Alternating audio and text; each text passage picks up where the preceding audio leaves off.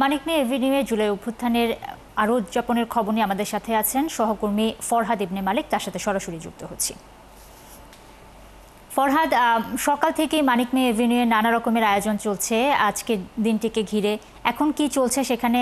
বৃষ্টি হচ্ছে, তাতে কি কোনো ধরনের প্রভাব পড়ছে কিনা? সাধারণ মানুষ এসেছেন, কি বলছেন তারা? সব মিলিয়ে বিস্তারিত যদি বলেন। আসলে এক বছর পূর্তি হয়েছে এক স্বৈরাচার সরকারের পতনের 1 বছর, যেখানে বাংলাদেশের মানুষ, দেশের আপামর জনসাধারণ যখন এই 5ই আগস্টে রাজপথে নেমে এসেছিল এক স্বৈরাচার সরকারের পতনের উদ্দেশ্যে, সেই স্বৈরাচার পতনের 1 বছর পূর্তি উপলক্ষে রাস্তায় আবারও নেমেছে হাজারো ছাত্র জনতা, সাধারণ মানুষ সবাই। বৃষ্টি হচ্ছে মানিক মিয়া এভিনিউতে। এই মানিক মিয়া এভিনিউর পাশে সংসদ ভবনের এখান থেকে কিন্তু জুলাই সনদ ঘোষণা করা হবে। কিন্তু এই যে সাধারণ মানুষ, তারা এই বৃষ্টি উপেক্ষা করে বাংলাদেশের জাতীয় পতাকা নিয়ে কিন্তু তারা এখানে উপস্থিত হয়েছেন।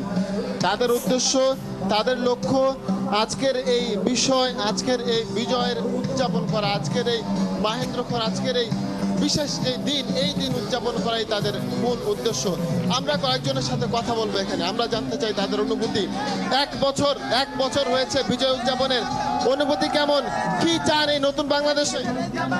আমরা এই নতুন বাংলাদেশে চাই একটা বৈষম্যহীন বাংলাদেশ, যেখানে সবার অধিকার থাকবে, সবাই যার যার মতো করে চলতে পারবে।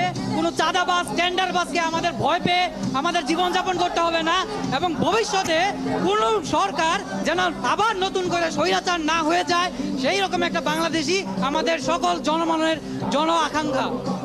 বৃষ্টি হচ্ছে, প্রচুর বৃষ্টি হচ্ছে, আপনারা তারপরেও যাচ্ছেন, আপনাকে চলে যাবেন না থাকবেন? না, এখানে থাকবো, শেষ পর্যন্ত থাকবো। আমাদের ছাতাটা সরাতে হবে, এইটার কারণে আমরা কিছু দেখতে পাচ্ছি না।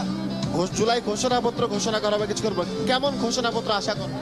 আশা করি তারা সব কিছু মেনে তারা সঠিক মতো করবে, তারা ঘোষণা দিবে। একটু আপনাদের কাছে জানবো, কেমন জুলাই ঘোষণাপত্র চান? আমরা আজকে বিকাল 5টার মধ্যে জুলাই ঘোষণাপত্র চাই ইউনূস সাহেবের কাছে। যদি এইরকম কোনো কথা বলে, আমরা 6 তারিখে ইনকিলাব মঞ্চে কবির মিছিল করবো সারা বাংলাদেশের ছাত্রদের নিয়ে।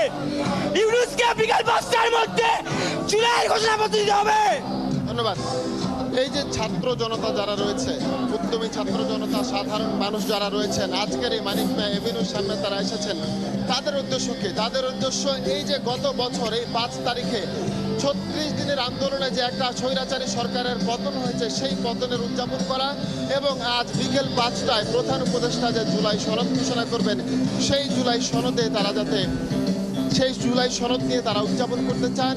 বৃষ্টি হচ্ছে, প্রবল বৃষ্টি, তারপরেও তারা এই বৃষ্টি, রোদ, বৃষ্টি সবকিছু উপেক্ষা করে সকাল থেকে এই মানিক মিয়া এভিনিউর সামনে দাঁড়িয়ে রয়েছেন। তারা এই উদযাপনে অংশ নিতে চান, অংশ নিয়ে তারা এই বিশেষ দিনের অংশীদার হতে চান।